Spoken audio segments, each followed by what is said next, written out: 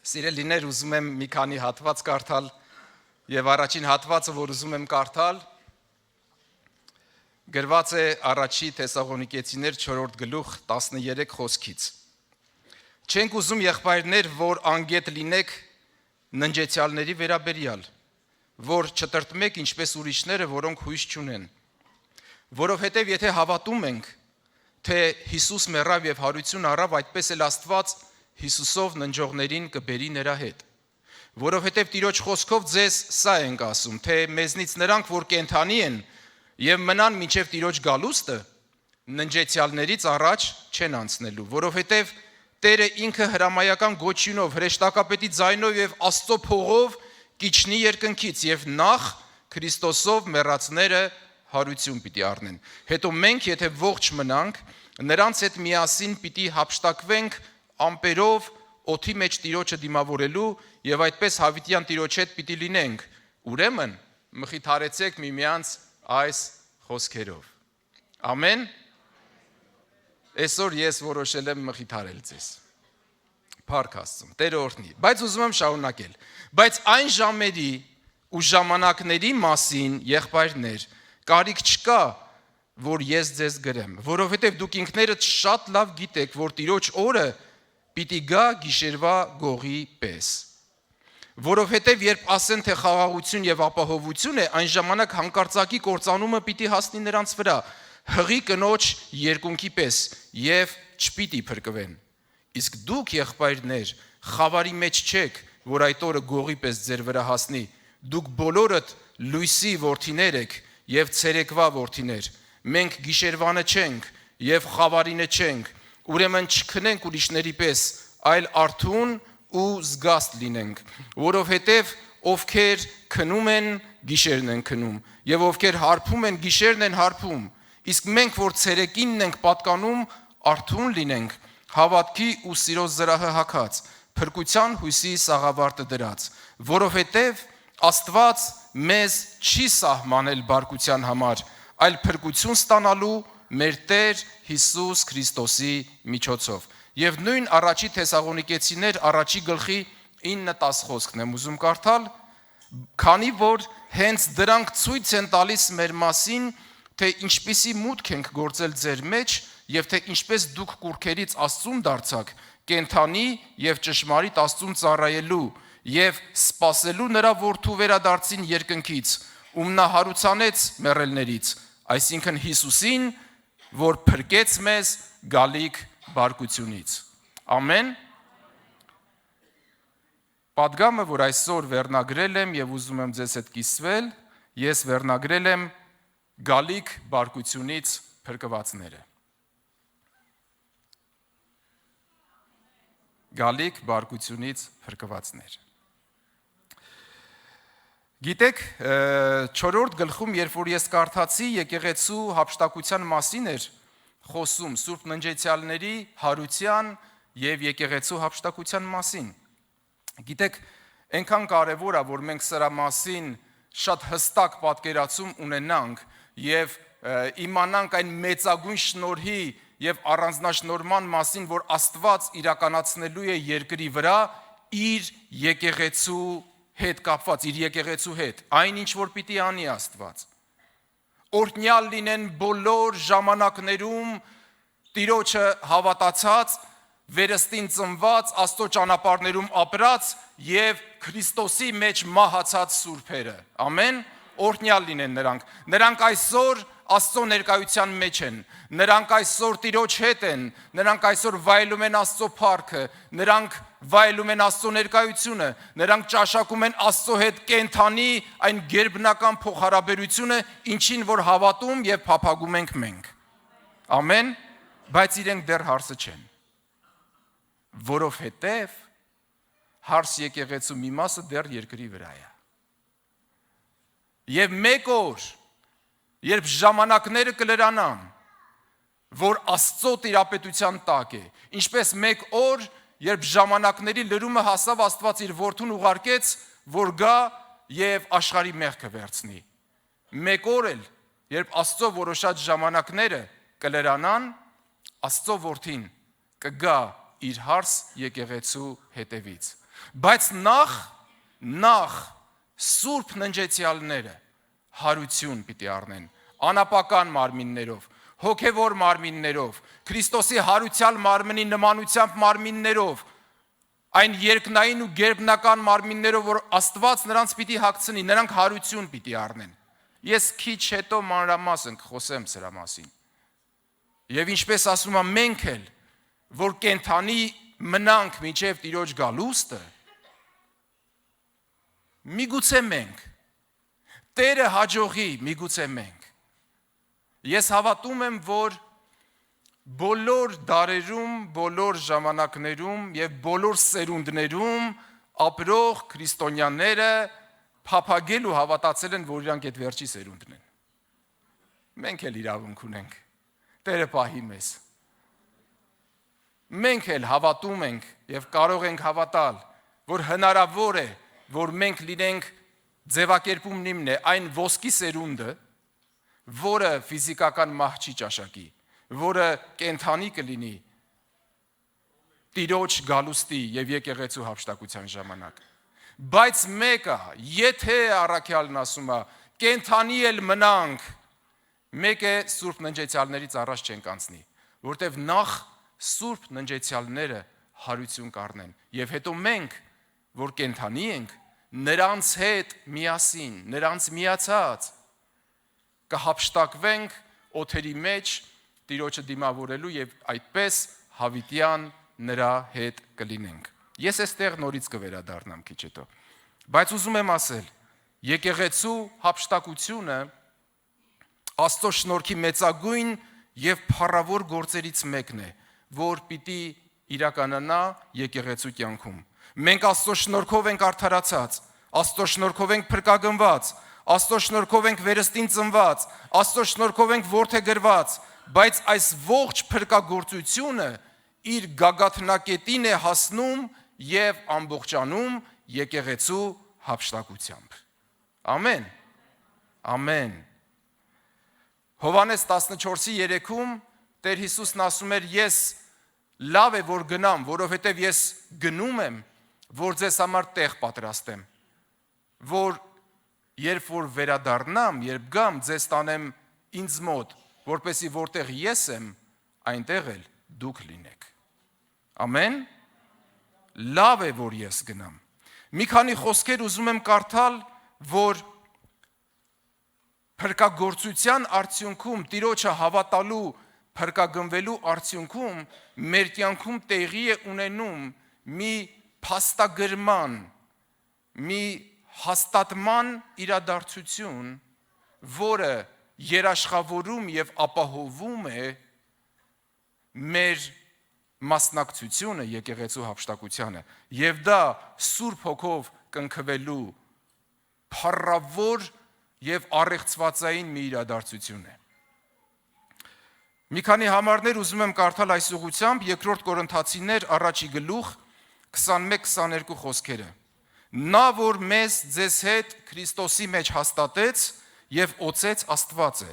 ով նաև մեզ Սուրբ Հոգով կնքեց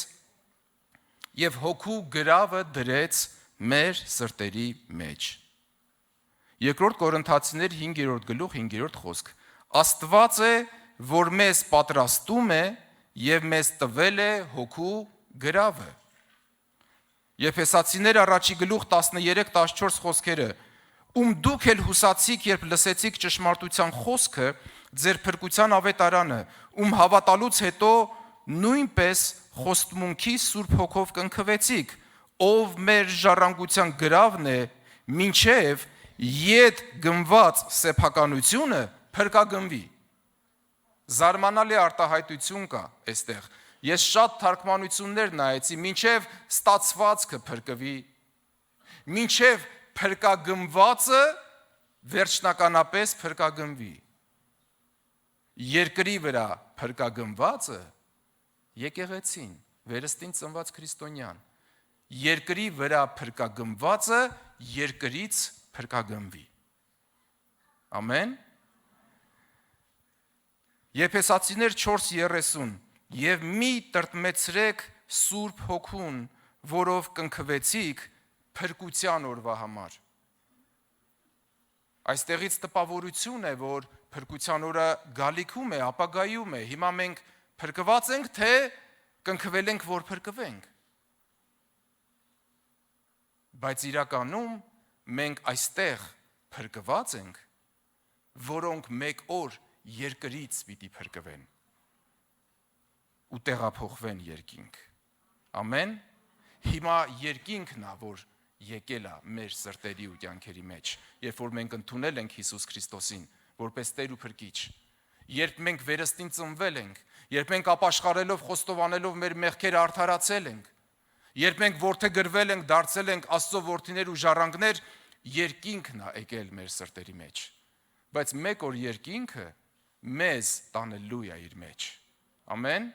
Օրհնյալ լինի նրա հավիտենական մտահղացումը։ Սուրբ Հոգով կնքված լինելը հաստատումը եւ ապացույցն է մեր փրկագնված լինելու։ Սուրբ Հոգով կնքված լինելը ապացույցն է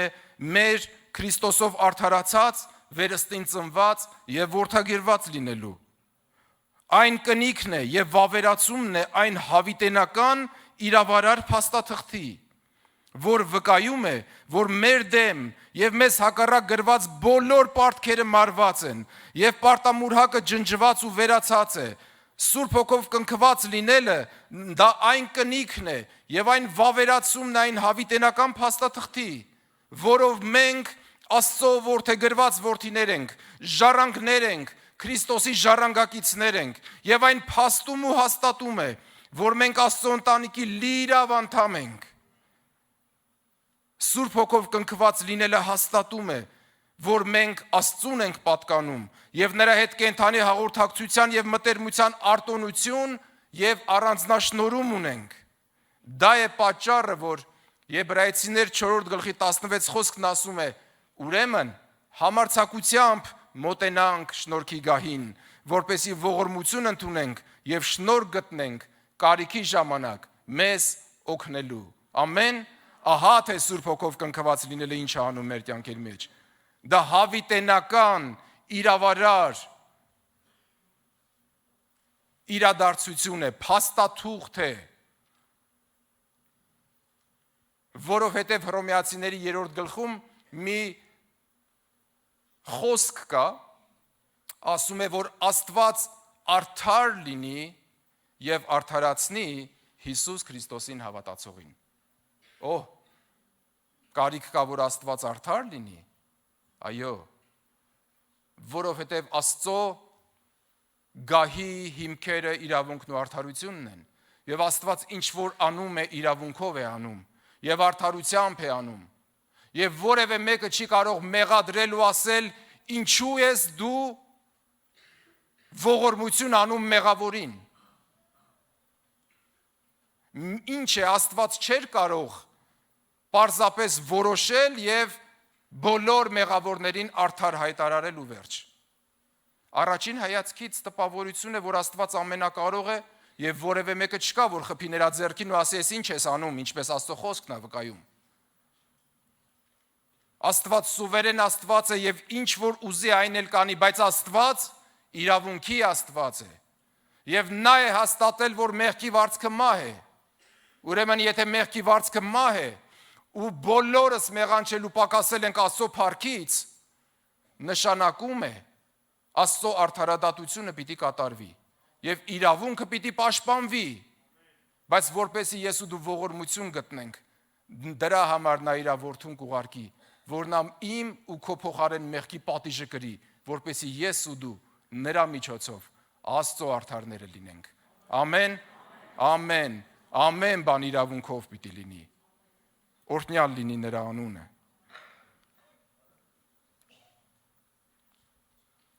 Բայց խոսքը մեզ ասում էր, որ Սուրբ Հոգին նաև մեր ժառանգության գրավն է, կամ մեր ժառանգորդ լինելու գրավն է։ Եվ դա խոսում է այն մասին, սիրելիներ, այն փաստում է, որ Տեր Հիսուս Քրիստոս գալու է մեր հետևից։ Սուրբ Հոգին գալով մեր կյանք եւ մեր մեջ հավիտյան ներբնակվելով ոչ միայն կնքում եւ հաստատում է մեր փրկված լինելը եւ մեր պատկանելությունը Աստծուն։ Այն նաեւ որպես կենթանի գրավ ու երաշխավոր բնակվում է մեր մեջ, հաստատելով, որ Տեր Հիսուս մեր հետևից գալու է։ Ամեն։ Նա գրավ է դրել մեր սրտերի մեջ, ասելով, որ ես գալու եմ ձեր հետևից։ Սպասեք ինձ, ապրեք այդ հոգով, առաջնորդվեք այդ հոգով, լսեք այդ հոգուն, նա ձեզ կսովորեցնի, նա ձեզ գալիքները կպատմի, նա ձեզ կառաջնորդի, նա պետք եղած ժամանակ ձեզ կհանդիմանի, ձեզ կխրատի, ձեզ կլուսավորի, նա ձեզ կառաջնորդի, նա ձեզ կօգնի, նա ձեզ կբարձրացնի, նրան հետևեք, նրան լսեք, որովհետև քանի դեռ դուք մնաք նրա մեջ, ես կգամ ձեր հետևից։ Ամեն։ Ամեն։ Օրհնյալ լինի Տերը։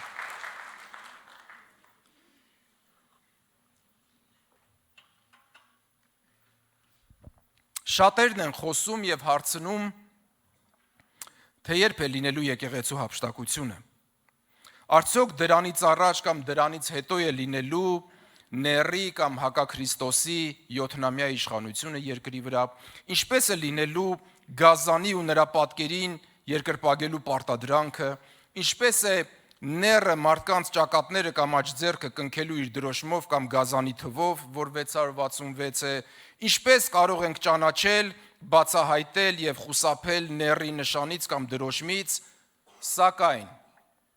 սակայն այդքան էլ կարևոր չէ Գազանի նշանից խուսափելը, կարևորը Սուրբ Հոգով կնքված լինելն է։ Ամեն։ Պետք չէ վախենալ, որ ինչ-որ կերպերով, մանիպուլյացիաներով, խաբկանքներով, մոլորեցնելով մեր վրա մի հատ նշան կդնեն, ինչ-որ դրոշմ կդնեն, մենք սկզբից չենք իմանա, հետո միամիտ կբացահայտենք, որ մեզ դրոշմել են։ Ես վախենում եմ, որպեսի նրա կնիքը չկորցնեմ, Տիրոջ կնիքը չկորցնեմ։ Ես սրա մասին եմ մտածում։ Ես այն դրոշմներից չեմ վախենում, որովհետև եթե ես ու դու Սուրբ Հոգով կնքված ենք, մենք նրանից վախենալու ոչինչ չունենք։ Ամեն, ահա թե ինչի մասին մենք պիտի մտածենք։ Պետք չէ կենտրոնանալ Գազանին բացահայտելու, նրան ճանաչելու եւ նրանից խուսափելու վրա, այլ պետք է կենտրոնանալ Տիրոջը ճանաչելու վրա։ Պետք է կենտրոնանալ Աստծո հետ հաղորդակցվելու եւ նրա հետ մտերմանալու վրա։ Պետք չէ վախենալ Գազանի հայտնությունից ու նշանից, պետք է վախենալ Տիրոջ ներկայությունը եւ հայտնությունը կորցնելուց։ Ահա մեզ ինչու է պետք Տիրոջ երկյուղը, սիրելիներ։ Այն երկյուղը, որ սուրբ է եւ կատարյալ։ Մեզ Աստծո երկյուղը պետք է, որ մենք չկորցնենք այն, ինչ Աստված իր որդու կյանքի գնով պարգևել է մեզ։ Իսկ ամեն բան, ինչ որ մենք ստացել ենք Աստծուց, ամեն բան, ինչ որ մենք կարանք վկայենք, արձանագրենք, գրենք, որ սա,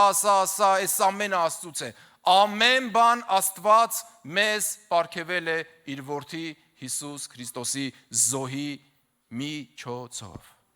Ամեն։ Եվ սա հավիտենական ճշմարտություն է։ Եվ ես ամենայն երկյուղով, պատկառանքով, ահով ու դողով, զգուշությամբ ուզում եմ պահել այն ամենը, ինչ որ Աստված պարգևել է ինձ։ Այս սրա համար մենք պիտի դողանք։ Չկորցնենք այն, ինչ որ Աստված պարգևել է։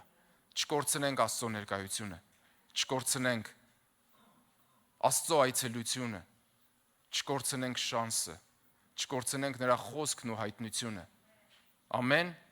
եւ բաց չթողնենք այն կոչումը, որ Աստված կանչել է մեզ իր արքայության մեջ, իրեն դրանով պատվելու ու երկրպագելու։ Օրհնյալ լինի Տիրոջ անունը։ Բայց ուզում եմ վերադառնալ նորից Առաջի Թեսաղոնիկեցիս 4-րդ գլուխ 13 խոսքից ասում էր. նախ սուրբ ննջեցյալները հարություն պիտի առնեն։ Ես բնականաբար շատ մանրամասն ողջ վախճանաբանությունը ներկայացնել չեմ կարող, որովհետև մենք դպրոցում մի քանի շաբաթ ենք դա անցնում, բայց ես պիտի ինչ-որ ծաղկաքաղ ձեզ ներկայացնեմ ու մենք կարևորագույն մի տեղ պիտի գնանք, որ ճիշտն ասած նախորդ շաբաթվա մեջ այս ուղղությամբ մի քանի սերտողություններ ունենալու արդյունքում եւ որոշ արձագանքներ ստանալու արդյունքում ես հասկացա, որ սրա մասին պիտի խոսեմ։ Կարիք կա այս թեմայով խոսելու։ Ասում է, որտեվ եթե հավատում ենք, որ Հիսուս մեռավ ու հարություն առավ, այնպես էլ Աստված Քրիստոսով ննջածներին կբերի նրա հետ։ Որովհետև Տիրոջ խոսքով սա ենք ասում, որ նրանք, որ կենթանի են ու մնան մինչև Տիրոջ գալուստը, ննջեցյալներից առաջ չեն անցնի, որովհետև Տերն ինքը հրամայական գոչյունով հրեշտակապետի ձայնով Աստծո փողով կիջնի երկնքից եւ նախ Քրիստոսով մեռածները հարություն պիտի առնեն։ Եվ հետո մենք էլ, եթե ողջ ենք, նրանց հետ միասին պիտի հափշտակվենք ամպերով օթերի մեջ Տիրոջը դիմավորելու եւ այդպես հավիտյան նրա հետ պիտի լինենք։ Ամեն։ Երկրորդ Թեսաղոնիկեցիներ 2-րդ գլուխ 1-ի խոսքից եմ կարդում։ Արտաղաչում ենք ձեզ եղբայրներ մեր Տեր Հիսուս Քրիստոսի գալստյան եւ մեր նրա մոտ հավաքվելու վերաբերյալ, որ դուք մտքով չտատանվեք կամ չտագնապեք ոչ հոգով, ոչ խոսքով, ոչ էլ իբր թե մեզնից գրված թղթով, որպես թե Քրիստոսի օրը հասել է։ Չլինի թե մեկը ձեզ ինչ որ ձևով խափի, քանի որ այդ օրը չի գա, մինչև նախ չգա Տիրոջից հեռացումը եւ հայտնվի մեղքի մարդը կորստյան որդին,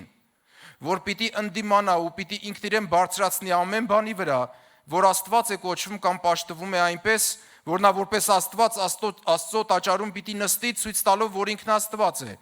Չեք հիշում, որ երբ ձեզ մոտ է այս բաներն ասում էի ձեզ։ Այժմ գիտեք, թե ինչն է հետ պահում նրան, որպեսզի նա իր ժամանակին հայտնվի, որովհետև անօրենության խորհուրդը արդեն գործում է, բայց նա, ով այժմ արգելում է, պիտի շարունակի արգելել, մինչև ինքը մեջտեղից վերանա։ Եվ ապա դրանից հետո կհայտնվի այն անօրենը, որին Տերը պիտի սպառի իր բերանի շնչով ու կործանի իր գալստյան պայծառությամբ, նրան ում գալը սատանայի ներգործությամբ է ամենայն զորությամբ, նշաններով, սուտ հրաշքներով, կորստյան մատնվածների վրա անիրավության բոլոր խաբեություններով, քանի որ նրանք ճշմարտության սերը չընդունեցին, որպեսզի փրկվեն, այդ պատճառով Աստված զորավոր մոլորություն կուղարկի նրանց, որ ստին հավատան, ու դատապարտվեն բոլոր նրանք, ովքեր չհավատացին ճշմարտությանը,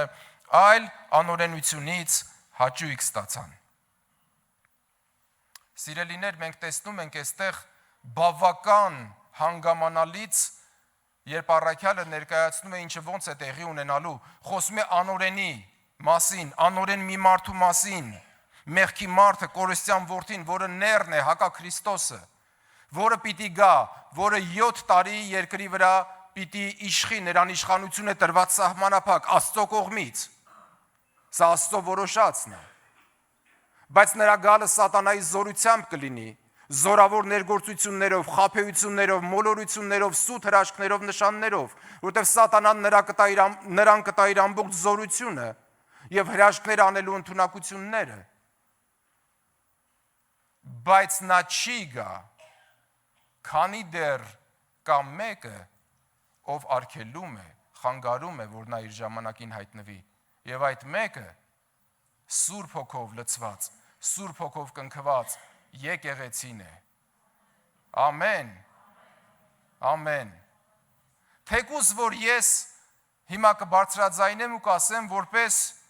աստվածաբանները ներկայացնում են, համակարծիք չեն այս հարցերում, ասում են, որ եկեղեցու հափշտակությունը կլինի սկզբում, հետո կլինի նեռի 7-ամյա իշխանությունը։ Որոշ աստվածաբաններ ասում են, որ եկեղեցու հափշտակությունը կլինի մեջտեղում 3.5 տարի հետո, որոշ աստվածաբաններ ասում են, որ եկեղեցին այդ 7 տարվա մեջ էլ կմնա երկրի վրա, հետո վերջում եկեղեցին կհափշտակվի, ամեն դեպքում կապրենք կտեսնենք։ Բայց դա ինձ չի խանգարում ուսումնասիրել Աստծո խոսքը եւ որոշակի բաներ, փաստեր դնել եւ հավատալ, որ եկեղեցին կհափշտակվի այդ 7-ամյա իշխանությունից առաջ։ Եվ այսօր մի փոքր ես կհասնեմ դրան։ Ամեն։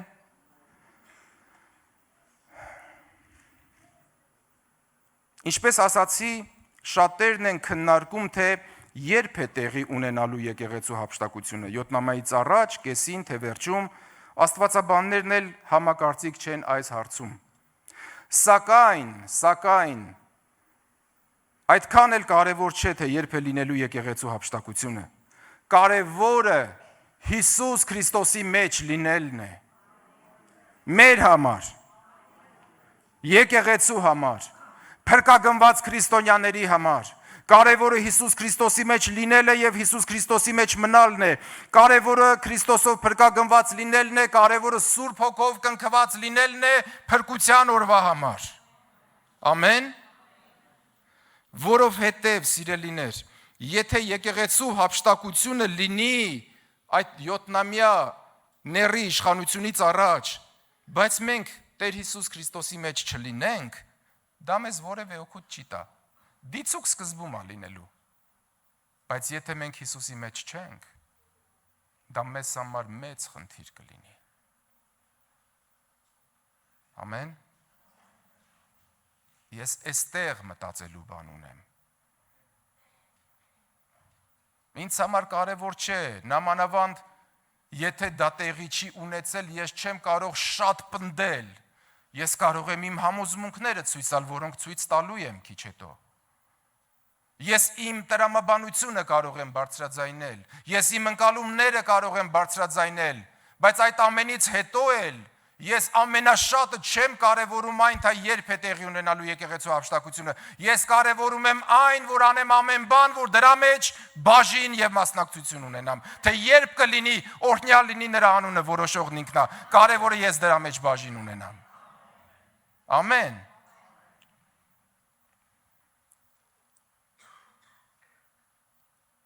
Բայց եթե մենք Քրիստոսով փրկագնված ենք,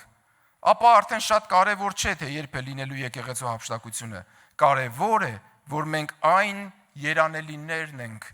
որոնք առաջին հարության մեջ բաժին ունեն։ Ահա այդպես հայտնության գիրքը կվկայի կբարձրաձայնի կասի, երանելի են նրանք, ովքեր առաջին հարության մեջ բաժին ունեն։ Ես ուզում եմ այդ երանելիներից մեկը լինել։ Թե որպես Սուրբ Ննջեցյալ, թե որպես կենթանի հափշտակվող քրիստոնյա, ինչպես որ կորոշի Աստված, բայց ես ուզում եմ եկեղեցու հափշտակությանը մասնակից լինել։ Դրա համար ես իմ անձին ուզում եմ զգուշություն անել։ Ես ուզում եմ մնալ Աստծո երկյուղի մեջ։ Ես որոշել եմ քայլել Աստծո ճանապարհներով։ Ես որոշել եմ պահել նրա խոսքը։ Ես որոշել եմ մնալ նրա մեջ եւ պատղաբեր լինել, որպեսզի բաց չթողնեմ այդ փառավոր իրադարձությունը։ Երբ էլ այն տեղի կունենա։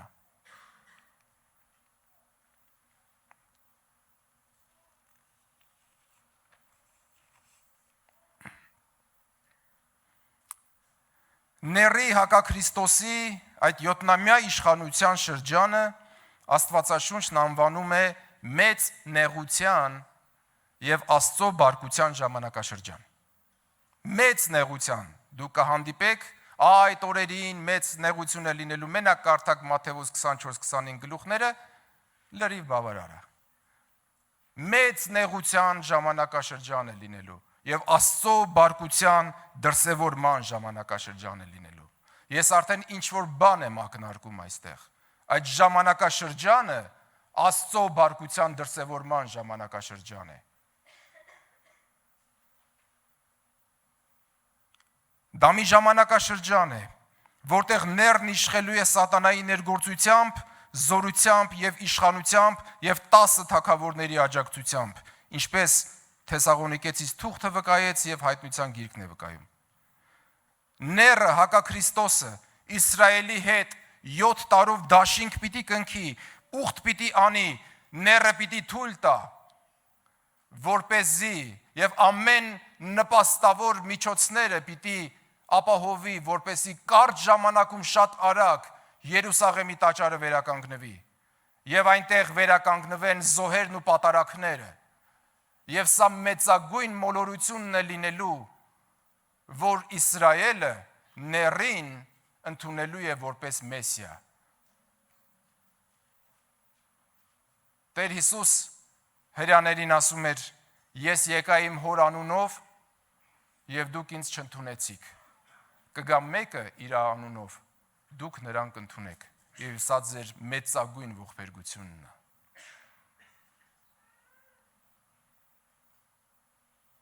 Որովհետև Մեսիայի մասին մարգարեները գրել են, որ նա պիտի գա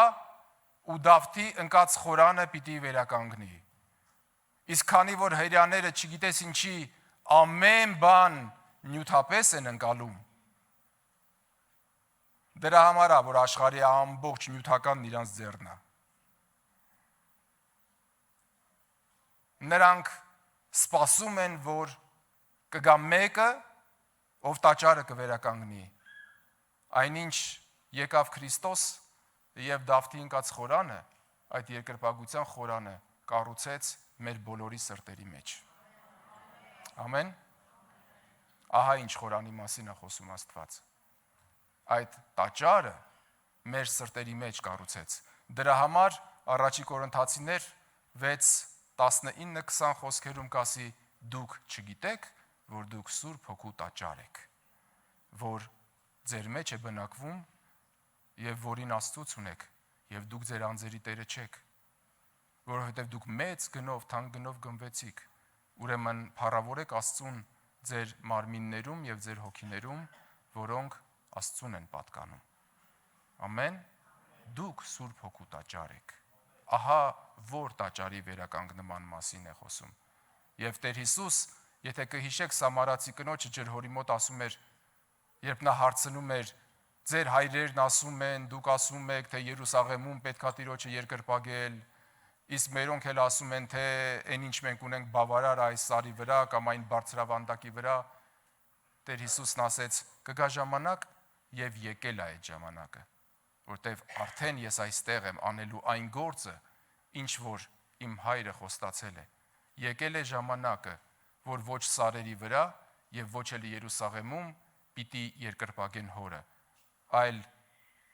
հորը պիտի երկրպագենք հոգով ու ճշմարտությունով։ Այստեղ մեր սրտերի մեջ գնացեք Երուսաղեմ, կառուցեք տաճարը, մտեք տաճարը, այնտեղ երկրպագություն արեք, ինչ ուզում եք արեք, եթե այդ տաճարը ձեր սրտերի մեջ չի, դա լավագույն շոու կամ միջոցառում կարա դառնա, բայց ոչ երկրպագություն ուղղված Աստծուն։ Ամեն։ Աստված այդպիսի երկրպագուներ է որոնում, ովքեր հոգով ու ճշմարտությունով կպաշտեն իրեն, ոչ Երուսաղեմում եւ ոչ որևէ սարի վրա, այլ իրենց սրտերի եւ հոգիների մեջ։ Ամեն։ Փառք Տիրոջը։ Եվ այդ ուխտից եւ տաճարի կառուցումից եւ զոհերի վերականգնումից հետո 3.5 տարի հետո ները կխախտի ուխտը եւ որպես Աստված, ինչպես Թեսաղոնիկեցիս թուղթը մեզ ասում էր, որպես Աստված կնստի Աստծո տաճարի մեջ եւ կպահանջի սուտ մարգարեի միջոցով, որպեսզի բոլորը երկրպագեն իրեն եւ իր պատկերին, որը դրված կլինի աշխարհի բոլոր ծայրերում։ Եվ Աստվածաշունչը այդ իրադարձությանը կանվանի ավերմունքի պղծություն։ Ու այդ ժամանակ նոր Իսրայելը կկարտնանա, նրա աչքերը կբացվեն, նա կհասկանա, որ խաբված է։ Եվ շատ մեծ նեղության ժամանակներում շատ ծանր արհավիրքների, կորստյան եւ նահատակությունների գնով կսկսվի Իսրայելի փրկության ժամանակաշրջանը։ Այդ ընթացքում սուտ մարգարեն կպարտադրի, կպահանջի բոլորից, որ մարդիկ ընդունեն գազանի դրոշմը կամ նրա անվան թիվը կամ նրա անունը իրենց ճակատների ու ձեռքի վրա, որպեսզի որևէ մեկը չկարողանա ոչ գնել եւ ոչ վաճառել եւ որևէ բան անել, եթե չունեն գազանի դրոշմը, անունը կամ անվան թիվը, եւ ովքեր որ հակառակվեն ու չերկրպագեն գազանին կամ նրա պատկերին, իշխանություն կունենա նրանց սպանելու։ Եվ բացի այս ողջ իրադարձությունները, ես շատ համառոտ խոսեցի։ Մենք տեսնում ենք գոնե հայտնության գրքում, մենք 3-7 ենք տեսնում։ Մենք տեսնում ենք 7 կնիքներ, որ բացում է գառնուկը։ Մենք տեսնում ենք 7 փողեր, որ հնչեցնում են Աստծո հրեշտակները։ Հետո տեսնում ենք Աստծո բարկության 7 թասեր, որ տրվում են 7 հրեշտակների, որոնք պիտի թափեն այդ ամենը երկրի վրա։ Եվ այս ամենի հեղինակն Աստված է։ Եվ դա կոչվում է Աստծո բարկության ժամանակաշրջան։ Ղուկաս 21:23-ն ասում է. այդ օրերին մեծ նեղություն եւ բարկություն է լինելու երկրի վրա։ Մատթեոս 24:21-ը կավելացնի կասի. այդ օրերին այնպիսի մեծ նեղություն է լինելու երկրի վրա, որպեսզի երբեք երկրի պատմության մեջ ոչ եղել է եւ ոչ էլ կլինի։ Աննկարագրելի նեղության ժամանակաշրջան է լինելու։ Եվ Հռոմեացիս 1:18-ն ասում է, որովհետև Աստծո բարկությունը երկնքից հայտնվում է մարդկանց ամբողջ անաստվածության եւ անիրավության վրա, ովքեր ճշմարտությունը խեղում են անիրավությամբ։ Աստծո բարկությունը ամբարշտության վրա է, անիրավության վրա է, անաստվածության վրա է։ Բայց սրան զուգահեռ ուզում եմ ասել, որ առաջի Տիմոթեոս 2:4-5 խոսքերը փաստում են ասելով, որ Աստված կամենում է, որ բոլորը փրկվեն եւ ճանաչեն ճշմարտությունը, որովհետեւ մեկ Աստված կա եւ մեկ մարդ կա Աստծո եւ մարդկանց միջև մեկ միջնորդ կա, Հիսուս Քրիստոս մարդը, ով իր կյանքը որպես փրկագին տվեց ամենքի համար, որպեսզի ամենքը փրկվեն։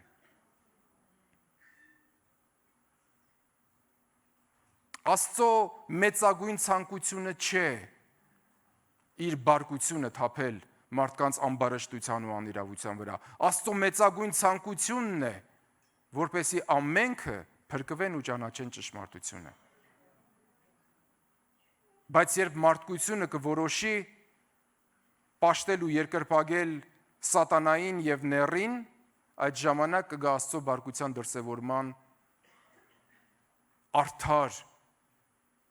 գործելակերպը, կգա Աստծո արդարադատությունը եւ Աստծո բարկությունը կթափվի այն բոլորի վրա, ովքեր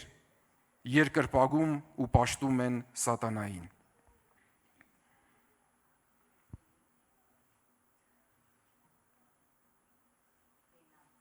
Առաջի Թեսաղոնիկեցիս 5:9 խոսքը ես ուզում եմ գալ այն կենտրոնական մտքին, որ ուզում եմ այսօր հասնել ու ներկայացնել ձեզ։ Առաջի Թեսաղոնիկեցիներ 5:9 խոսք. Աստված մեզ չի նախասահմանել բարկության համար։ Աստված մեզ չի որոշել եւ մեզ չի ընտրել բարկության համար, այլ փրկություն ստանալու մեր Տեր Հիսուս Քրիստոսի միջոցով։ Ես հավատում եմ, որ Հարս եկեղեցին փրկագնված չէ բարկության մեջ մնալու համար։ Հարս եկեղեցին փրկագնված է, որպեսզի երկնքում գառի հարսանիքը տեղի ունենա այդ Հարս եկեղեցու հետ, որպեսզի եկեղեցին միանա Քրիստոս Փեսային, որպեսզի եկեղեցին նրա հետ նրա գահին նստի եւ եկեղեցին նրա հետ թագավորի հավիտյանս հավիտենից։ Մի քանի համարներ պիտի կարդամ եւ գամ վերջին։ Մատթեոս 3:7 Երբ փարիսեցիները եւ սադուկեցիները եւ նրանցից ոմանք երբ գալիս էին Հովանես Մկրտչի մոտ Հորդանանում մկրտվելու, երբ Հովանեսը գլուխը բարձրացնելով նրանց տեսավ, ասեց. Իժերի ծնունդներ, ով զգուշացրեց ձեզ փախչել գալիք բարկությունից։ Փաստորեն գալիք բարկությունից փախչելու, ազատվելու տարբերակ կա։ Այո, դա ապաշխարությունն էր։ Ուրեմն ապաշխարությունը մեզ ազատում է գալիք բարկությունից։ Նրանք էլ եկել էին, որովհետև Հովանեսը ապաշխարության մկրտություն էր քարոզում եւ անում։ ով ձեզ պատմեց, ով ձեզ հայտնեց, ով ձեզ զգուշացրեց փախչել գալիք բարկությունից։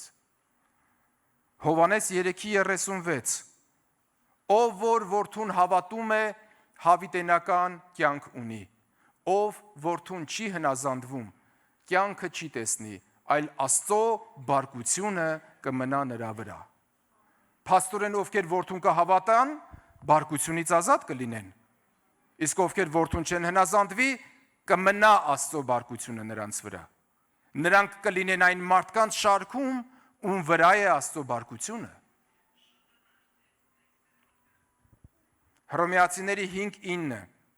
Երբ որ մենք 8-րդ խոսքից ասեմ, երբ որ մենք հակառակորդ ու թշնամի էինք եւ Աստծո հետ հաշտվեցինք նրա որդու մահով, որքան առավել հիմա, երբ արդարացած ենք նրա արյամբ, նրա միջոցով կփրկվենք բարկությունից։ Եփեսացիների 2-րդ 1-3 խոսքերը. Երբ մենք հանցանքների մեղքերի մեջ մեռած էինք, նա մեզ կենդանացրեց։ Ժամանակին նրանց հետ մենք քայլում էինք այս աշխարհի սովորության համաձայն, այս աշխարհում իշխող օդի իշխանի ուզածի պես էինք ապրում, անհնազանդության որդիների մեջ էինք եւ նրանց հետ մեր մարմնի մտքի կամքն էինք կատարում ապրելով մեր մարմնի ցանկություններում եւ բնությամբ բարկության որդիներ էինք ինչպես ուրիշներ։ Որդիներ, որոնք արժանի էին բարկության, որոնց վրա է Աստծո բարկությունը, քանի դեռ նրանք հանցանքների մեղքերի մեջ մեռած էին, քանի դեռ նրանք օդի իշխանի սատանայի ուզածի պես են ապրում, քանի դեռ նրանք անհնազանդության որդիների մեջ են, քանի դեռ նրանք մարմնի մտքի կամքն են կատարում, քանի դեռ նրանք իրենց մարմնավոր ցանկություններում են ապրում, նրանք բարկության որդիներ են։ Բայց Աստված, որ մեծ է ողորմությամբ, իր մեծ սիրո պատճառով, երբ մենք հանցանքների մեղքերի մեջ մեռած էինք, նա մեզ Քրիստոսի հետ կենդանացրեց, նա մեզ Քրիստոսի հետ հարություն տվեց, նա մեզ Քրիստոսի հետ նստեցրեց երկնավոր տեղերում, որպեսզի գալիք դարերում ցույց տա իր շնորհքի գերազանց մեծությունը Հիսուս Քրիստոսով մեզ ցույց տված բարությամբ, որովհետև շնորհքով ենք փրկված հավատքի միջոցով եւ սա ոչ թե մեզանից է, այլ Աստծո պարգևն է, ոչ թե գործերից, որ մեկը չպարծենա։ Ամեն։ Եվ ես հավատում եմ, որ նրա շնորհքի գերազանց մեծությունը, որը մենք արդեն ճաշակել ենք եւ ճաշակելու ենք եկեղեցու հափշտակությամբ, սա մեզ ազատելու է այդ բարկությունից։ Ամեն։ Ամեն։ Առաջի Թեսաղոնիկեցիներ 1:10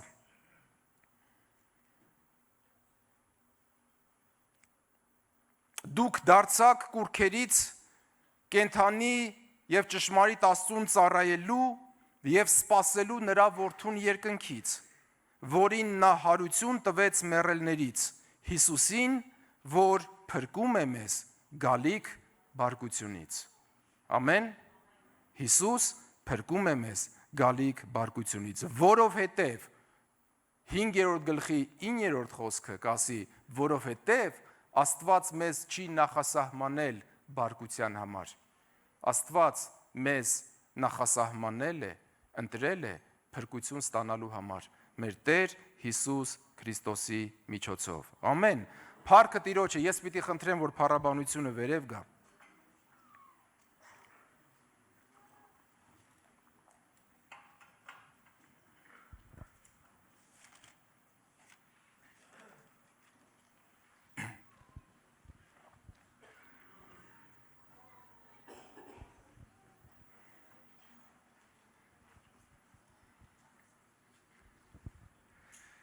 Եվ սիրելիներ,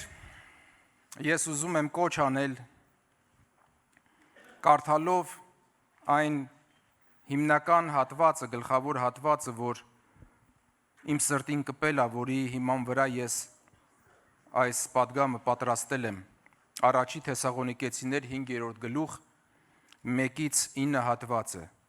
բայց այն ժամերի ու ժամանակների մասին եղբայրներ կարիք չունեք, որ ես ձեզ գրեմ, որովհետև դուք ինքներդ էլ շատ լավ գիտեք, որ Տիրոջ օրը գիշերվա գողի պես պիտի գա։ Որովհետև երբ ասում են, թե խաղաղություն եւ ապահովություն է, այն ժամանակ հանկարծակի կործանումը պիտի հասնի նրանց վրա, հղի կնոջ երկունքի պես, եւ չպիտի փրկվեն։ Բայց դուք եղբայրներ, խավարի մեջ չեք։ Ասա, ես խավարի մեջ չեմ։ Ես խավարի մեջ չեմ։ Մենք խավարի մեջ չենք, որ այն օրը գողի պես ձեր վրա հասնի։ Դուք բոլորդ լույսի որդիներ եւ ցերեկվա որդիներ ենք։ Ասեք, մենք լույսի որդիներ ու ցերեկվա որդիներ ենք։ Ամեն։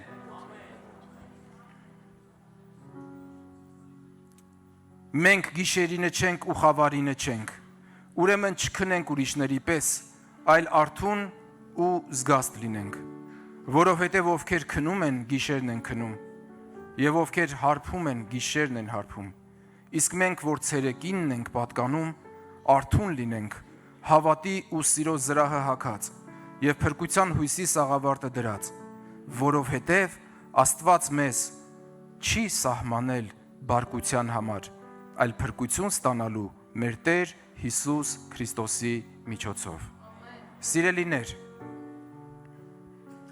եթե մենք թույլ տվեք ուղեմ խոսքս, քանի որ մենք լույսի եւ ցերեկվա որդիներ ենք։ Ամեն։ Եվ փրկված ենք բարկությունից, ուրեմն ինչ անենք։ Ուրեմն չքնենք ուրիշների պես։ Գիշերը չքնելու մասին չի խոսքը։ Հոգևորապես չքնելու մասին է խոսքը։ Ուրեմն չքնենք ուրիշների պես, այլ արթուն ու զգաստ լինենք, քանի որ մենք լույսի եւ ցերեկվա որդիներ ենք ու փրկված ենք գալիք բարկությունից, եկեք հագնենք հավատքի եւ սիրո զրահը եւ մեր գլխին դնենք փրկության հույսի սաղավարտը։ Ամեն։ Երբ մենք հագել ենք հավատքի եւ սիրո զրահը եւ մեր գլխին սաղավարտ կա դրած, մեզ հանդիպողը հանդիպում է նրան, ինչ մենք հագել ենք։ Ամեն։ Եթե հավատքի զրահը քո հագը, հավատքի զգեստները քո հագը, քեզ հետ հանդիպողը հանդիպելու է քո հավատքին։ Եթե սիրո զրահն է քո հագը, քեզ հետ հանդիպողը հանդիպելու է այն աստվածային սիրուն, որ հաղթեց ու գրավեց մեզ։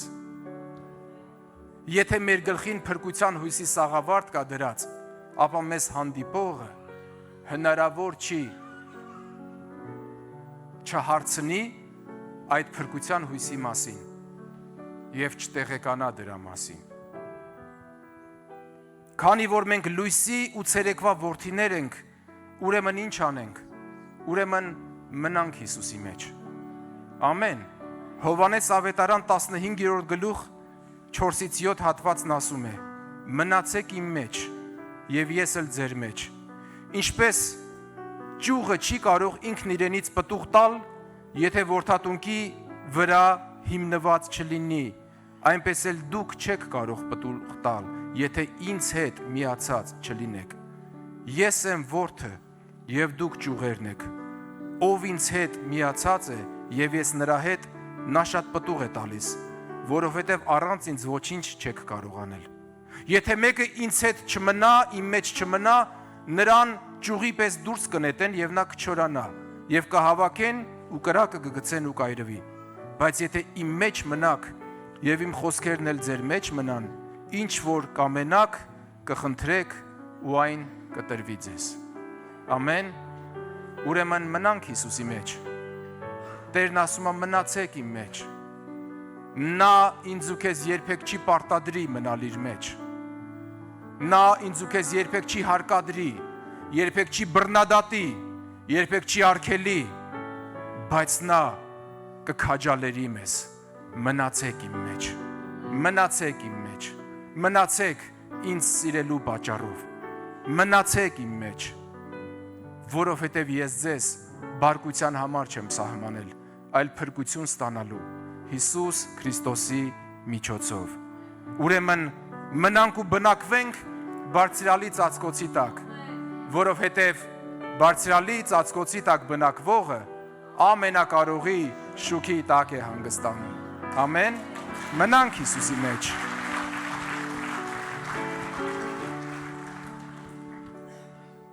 Քանի որ սիրելիներ, մենք լույսի և ցերեկվա որդիներ ենք։ Առաջի Հովհաննես 3 գլխի 1-3 հատվածն ասում է. տեսեք ինչպիսի սեր շնորհեց մեզ Հայրը, որպեսզի Աստծո որդիներ կոչվենք։ Եվ աշխարհը մեզ սրա համար չի ճանաչում, որովհետև նրան էլ չճանաչեց։ Սիրելիներ,